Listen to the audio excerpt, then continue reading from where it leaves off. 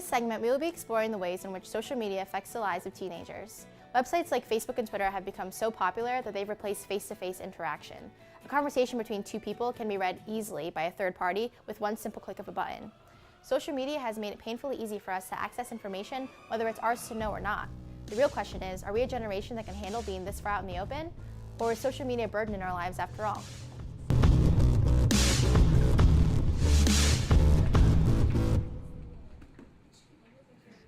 Social media takes everybody's life and puts it in the open so everybody knows about everyone.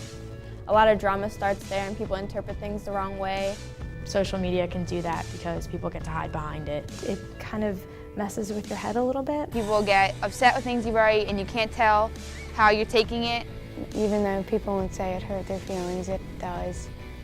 I believe the statistics are about 90% of adolescents have some kind of social networking site, whether it's Facebook or MySpace or Tumblr, or I can't even keep up with all of them. There's so many of them.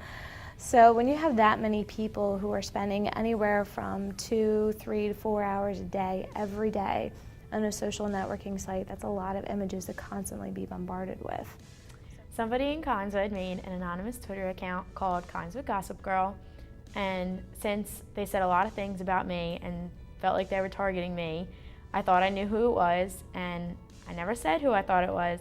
Somehow she found out, and she added me the next day and just completely said inappropriate things like cursing me out and publicly putting out there that I thought it was her.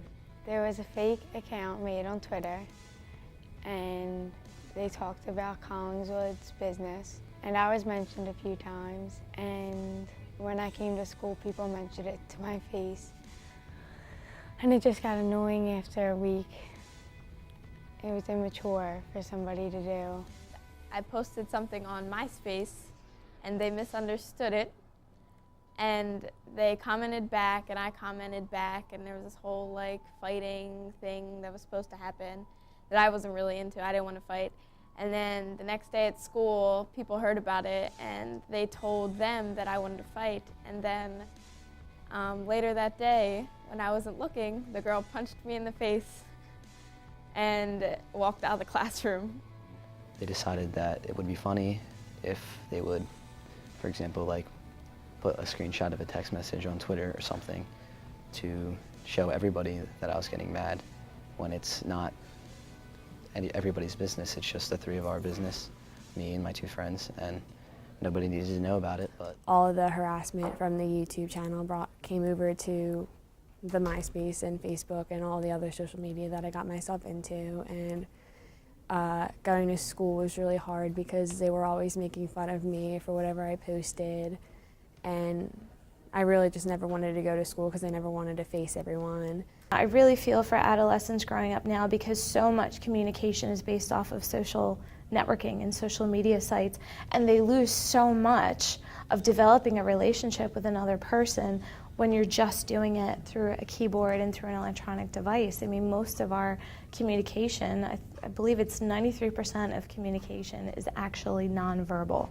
and only 7% of the things that we say are actually, Not only does social media affect the personal lives of high school students, but it has also become a distraction and intimidation factor in athletics. Harmless smack talk, which used to happen out on the field or court, has moved to social media, where it becomes viral and remains for a larger audience to see. Social networking is how other sports trash talk you. Like, you used to do it on buses or on the field, but now you wait till the game's over and do it behind the screen. And it creates a lot of problems because it's out there forever.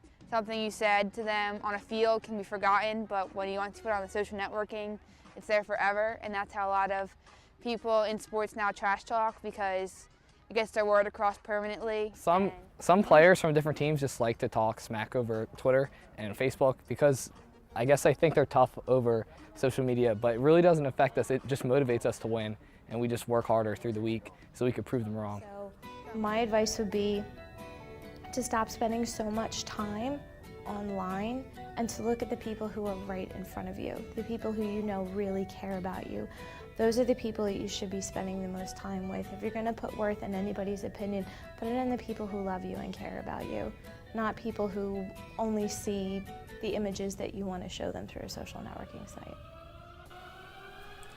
In the end, social media can negatively affect us, but only if we allow it to. Harsh words through a screen, though not everyone will admit it, can be truly drastic in someone's life. The overuse of social media has turned us into a generation of insensitive and oblivious users of electronic communication. But if we stop and think before we type, we could possibly reduce the vicious cycle of internet intimidation and bullying.